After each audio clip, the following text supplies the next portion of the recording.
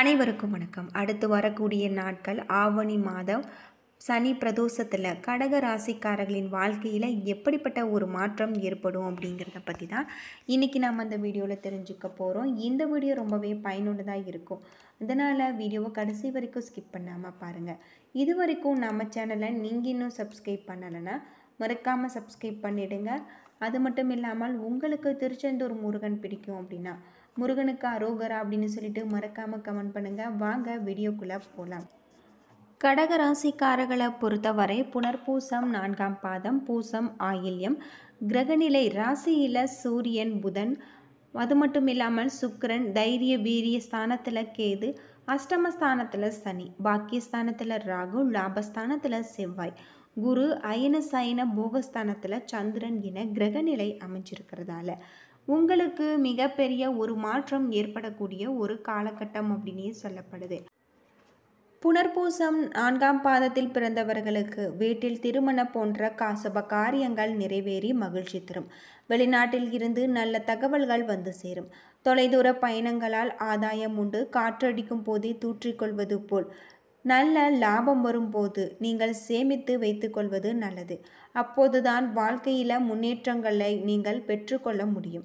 அது மட்டும் இல்லாமல் தனவரவு குறையும் காலமாவதால் வீண் செலவுகளை குறைப்பது அவசியம். சிலருக்கு ஆரோக்கிய குறைவு காரணமாக மருத்துவ செலவுகள் ஏற்படலாம். தொழிலில் எதிர்பார்த்தபடி லாபங்கள் பெறுவதற்கான வழிமுறைகளை நீங்கள் கையாண்டு வெற்றி அடைவீங்க. பூசம் நட்சத்திரத்தில் பிறந்தவர்களுக்கு தெய்வ தரிசனம், தெய்வீக பயணம் தேடி வரும். பண வரவுகள் அதிகரித்தாலும் தான தர்மம் என கைப்பை கரையும். தேவையென்று வரும்போது கையில் இருக்கும் பணம் கூட உதவாமல் போகும். வியாபாரிகள் தொழில் முன்னேறுவதற்கு நல்ல முன்னேற்றகரமான காலம். சிலருக்கு வெற்றிகரமான தொழில் முன்னேற்றங்கள் ஏற்படும். பயணத்தின் போது எச்சரிக்கையாக இருந்தல் அவசியம். வீட்டு உபயோகப் பொருட்கள் பழுது ஏற்படலாம். அதை கூட சரி செய்து விடலாம். ஆனால் சினத்தை நீங்கள் அடக்காவிட்டால் குடும்ப பிரச்சனைகளை தீர்க்க முடியாது. சிலருக்கு இடைவிடாது வேலை காரணமாக நேரத்துக்கு உணவருந்த முடியாத நிலை ஏற்படும். ஆயில்யம் நட்சத்திரத்தில் பிறந்தவர்களுக்கு இந்த வாரம் எழுத்தாளர்களின் கற்பனைகள் வளம் பெருகி கதை, கவிதை என திறன்பட எழுதி கொண்டு நீங்கள் புகழ் அடைவீங்க.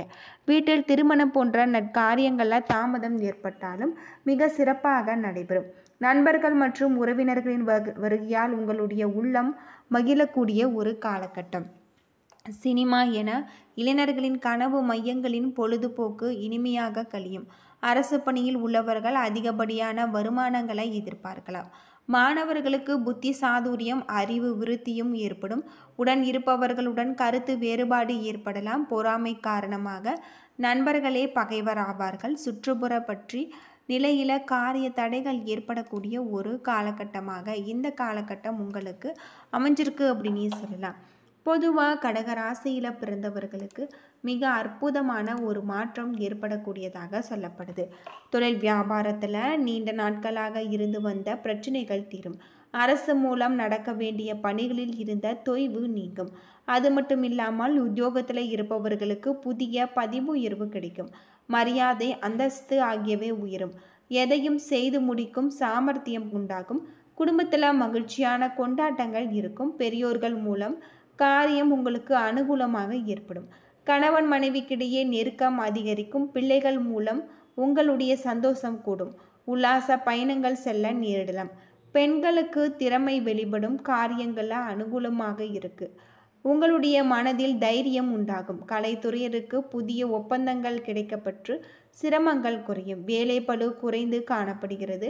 வீட்டை விட்டு வெளியில் தங்க நேரிடலாம். திடீர் செலவுகள் ஏற்பட வாய்ப்பு இருக்குது அப்படின்னே சொல்லப்படுது. அடுத்து வரக்கூடிய நாட்கள் உங்களுக்கு மிக அற்புதமான ஒரு நாட்களாக தான் இருக்குது. அரசியல்வாதிகளுக்கு காரியங்களில் அனுகூலமான உங்களுக்கு நடக்கக்கூடியதாக சொல்லப்படுது. அது மட்டும் இல்லாமல் பெண்களுடைய திறமை வெளிப்படக்கூடிய ஒரு காலகட்டம். உங்களுக்கு வாழ்க்கையில் முன்னேற்றம் காண முழு மூச்சுடன் நீங்கள் செயலாற்றுவீங்க. பொருள் வரத்து அதிகரிக்கும். வாகனம், பூமி மூலம் உங்களுக்கு லாபம் கிடைக்கும். மாணவர்களுக்கு மனதில் இருந்த வீண் பயம் அகலும். பள்ளியில் கல்வியில் வெற்றி பெற நீங்கள் பாடுபடுவீங்க. புனர்பூசம் 4ஆம் பாதத்தில் பிறந்தவர்களுக்கு இந்த மாதம் குடும்பத்தில் இருப்பவர்கள் உங்களை அனுசரித்து செல்வது உங்களுக்கு நல்லது. மனதுக்கு இதமான இருக்கக்கூடிய ஒரு காலகட்டம். கணவன் மனைவிக்கிடையே சிறிய வாக்குவாதம் ஏற்படலாம். பிள்ளைகள் உங்களை புரிந்து கொண்டு நடப்பது மனதுக்கு நிம்மதியை பெற்றுத்தரும். பூசம் நட்சத்திரத்தில் பிறந்தவர்களுக்கு இந்த மாதம் சாமர்த்தியமான பேச்சின் மூலம் உங்களுக்கு மிகப்பெரிய ஒரு காரிய வெற்றி உண்டாகும். அடுத்தவரை நம்பி பொறுப்புகளை ஒப்படைப்பதில் நீங்கள் கவனமாக இருக்க வேண்டும். மாணவர்களுக்கு கல்வியில் இருந்த போட்டிகள் விலகும். பாடங்களை படிப்பதில் இருந்த இடையூறுகள் நீங்கும். ஆயில்யம் நட்சத்திரத்தில் பிறந்தவர்களுக்கு இந்த மாதம் உங்களுக்கு துன்பங்கள் வருவது போல் இருக்குமே தவிர ஆனால் வராது. மனதில் ஏதேனும் ஒரு கவலை, பயம் உங்களுக்கு அவ்வப்போது வந்து சேரும். அது மட்டும் இல்லாமல் உங்களது பேச்சு உங்களுக்கு எதிர்ப்பை உண்டாக்கலாம். யோசித்து பேசுவது ரொம்பவே நல்லது அப்படின்னே சொல்லப்படுது. பரிகாரமாக வீட்டில் நீங்கள் பூஜை அறையில் தீபம் ஏற்றி வழிபடுவது நிறைய நன்மைகளை பெற்றுத்தரக்கூடியதாக சொல்லப்படுது. அது மட்டும் இல்லாமல் ஆடி மாதம் அம்மன் கோவிலுக்கு சென்று வர உங்களுடைய வாழ்க்கையில் இருக்கக்கூடிய அனைத்து விதமான பிரச்சனைகளும் தீரும் அப்படின்னு சொல்லப்படுது. கடகராசிக்காரர்களை பொறுத்தவரை அடுத்து வரக்கூடிய நாட்கள் மிக அற்புதமான ஒரு நாட்களாக தான் இருக்குது. நல்ல குணங்களை பெற்றிருக்கக்கூடியவர்கள் அப்படின்னு சொல்லலாம். இந்த ராசியில் பிறந்தவர்கள் அமைதியானவர்கள், நல்ல ஆசான்கள், ஒழுக்கமானவர்கள், மனிதநேயம் கொண்டவர்களாக இருப்பாங்க.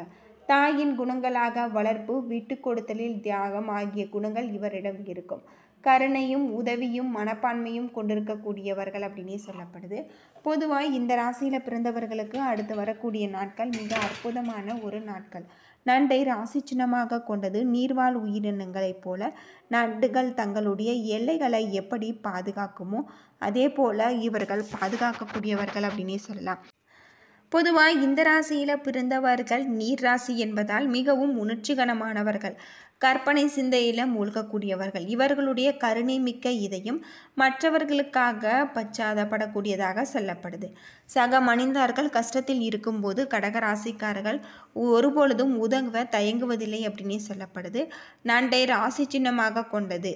அது மட்டும் இல்லாமல் இந்த ராசியில் பிறந்தவர்கள் சிக்கல்களை தவிர்ப்பது மற்றும் பிரச்சனைகளை அலசி ஆராய்ந்து முடிவெடுப்பதில் திறன் கொண்டவர்கள். அது மட்டும் இல்லாமல் இவர்கள் பொதுவாக பின்வாங்குவதில்லை, மாறாக நண்பர்கள் மற்றும் குடும்ப உறுப்பினர்களிடம் இடையே பிரச்சனைகள் ஏற்பட்டால் ஒரு பக்கம் சார்பற்ற நிலைப்பாட்டில் முடிவுகளை எடுக்கக்கூடியவர்கள். இவர்கள் தவறுகளை விரைவாக ஒப்புக்கொள்வார்கள், தேவைப்பட்டால் மன்னிப்பும் கேட்கக்கூடியவர்கள். இவர்கள் மீது தவறு இருப்பதாக நினைத்தால் விவாதம் செய்யவே, சண்டை போடவே மாட்டாங்க. அதை வைத்து அவர்களை குறைவாக எடை போடக்கூடாது.